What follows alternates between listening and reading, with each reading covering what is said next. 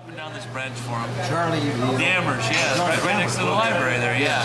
And so you got to climb up the ladder and get on the roof, and then from the roof you got this big long ladder that gets you up to where the plywood is, and the little, you know.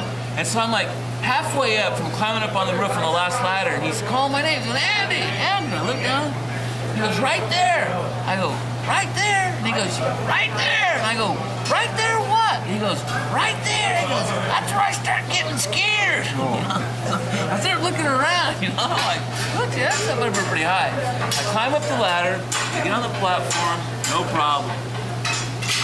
Little electric saw had a blade on it about that long, and the tree branch was like about that wide. I mean, it barely made it. So I turned the saw on, I start cutting and I got my suit and tie on because I've only been practicing for like about 6 months in Atascadero. You know, it's like when I used to wear the suit and ties, I was like 200 pounds and just, you know?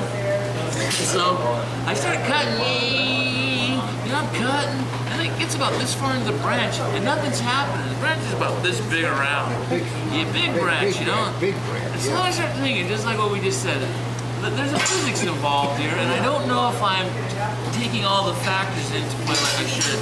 And so the thing had a lock on it, so I just locked it on. I screw it, man, and I put that thing on lock, and I started cutting through that branch, and I was getting close to almost halfway through, and nothing was happening yet. And then all of a sudden, as it's cut, I just hear this, like an earthquake. I can just like feel it through the whole tree.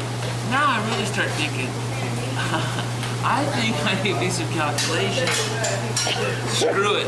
I cut that thing on. That thing, finally, the branch started breaking off like a branch does, but the whole tree was bending with the branch going like this. I finally got through that thing, and that branch dropped off, and that tree has swung back. He had the chainsaw, he had it roped, like a 20 feet of rope, so you could just drop it so it went hit the ground. And I looked like Smokey the Bear Cub. I have a hold of this top of this tree because it's cut up right here. I have a hold of it.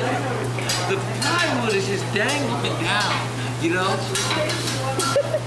I'm like, oh my God, my heart's pounding out here like this, you know? Charlie, I look down there, he's just laughing his ass off. I climb down there, and I go, he goes, Andy, he goes, you own this whole corn patch. He goes, every year a corn that comes off this corn patch, you can have it. I go, screw you. I go, I resigned from Dammer Enterprises. I go, do not ask me to do another thing. I am paid in full, buddy. I was just a ride one time. I went home and told their mom what I did. Oh, shit. You know? Jesus Christ. Shirley, did you ever get over to Gammer's place across the street? Yeah, no, never. I went over there a couple of times with Andy, and it was like nothing on earth that you could ever imagine. I mean, the wildest dreams of You Rube gotta call Goldberg. 60 minutes. You gotta call 60 minutes. Yeah, then you girls ever They go lived there? back there. To Gammer's house? Oh my God. You always had candy. They loved going over there. Boy, what a place. There must have been 4,000 miles of wire and cable running all over the backyard. But you know, when he was cremated, I spread his ashes in a horse pasture. Oh, you did? And I told these girls, I said, you could see like this crescent moon shape. Yeah. And you could see bone chips. I mean, 'cause some of them were, you know, like that big around still, you know, and you could tell they were bone and stuff. They go, Dad, they go, we want to see that. When I took them over there, it started raining. And it rained and it rained and it rained.